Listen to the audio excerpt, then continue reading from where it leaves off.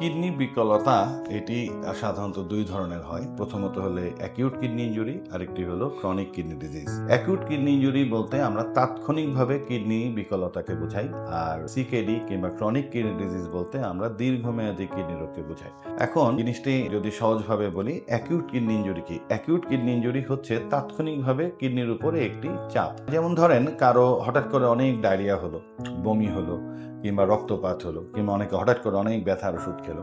এসব কারণে পানি শূন্যতা কিংবা রক্ত শূন্যতা কিংবা ব্যথার ওষুধের প্রভাবে তার কিডনির উপরে চাপ পড়ে কিডনি সাময়িকভাবে বন্ধ হয়ে গেল। এটা মানে সাময়িকভাবে কিডনি বিকল হয়ে গেল। এটাকে বলা হয় অ্যাকিউট কিডনি ইনজুরি, মানে তাৎক্ষণিকভাবে কিডনির উপরে একটি চাপ। যখন সময় মতো চিকিৎসা করা হয়, যদি আমরা সেই পানি শূন্যতাটা কারেকশন করে ফেলতে পারি, রক্ত শূন্যতা ঠিক করে ফেলতে পারি, কিংবা অন্যান্য ওষুধপত্র দিয়ে আমরা কিন্তু এটি পুরোপুরিভাবে সারিয়ে তুলতে পারি, এবং যখনই আবার আমরা ওষুধপত্রের মাধ্যমে তার সমস্যাগুলো সমাধান করতে পারি, তখন দেখা যায় কিডনি আবার নতুন করে কাজ শুরু করেছে এবং আস্তে আস্তে আবার কাজ করে সে আবার আগের জায়গায় ফিরে গেছে।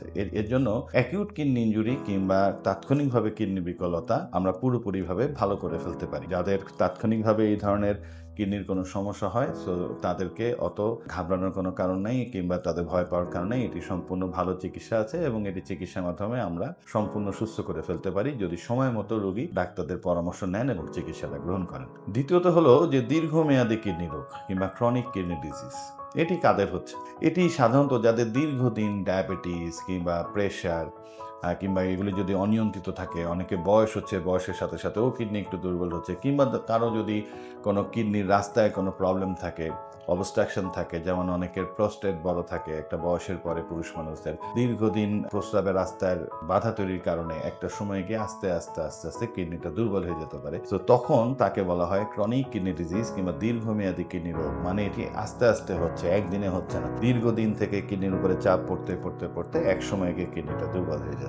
এখন সমস্যাটা কি? সমস্যা একটাই, কিডনি যদি একবার দুর্বল হয়ে যায়, এটা কখনোই আর সম্পূর্ণ আগের অবস্থায় ফেরত আনা সম্ভব না। যেমন একটি আম, এটি যদি পেকে একবার হলুদ হয়, এটা যেমন আর সবুজ করা যায় না, কিডনিটাও সেরকম। একবার যদি দুর্বল হতে থাকে, এটা কখনোই আর সম্পূর্ণ আগের অবস্থায় ফেরত আনা সম্ভব না। আমাদের রোগীরা তখন জিজ্ঞেস করেন, জানতে চান যে তাহলে এখন আমাদের করণীয় কি?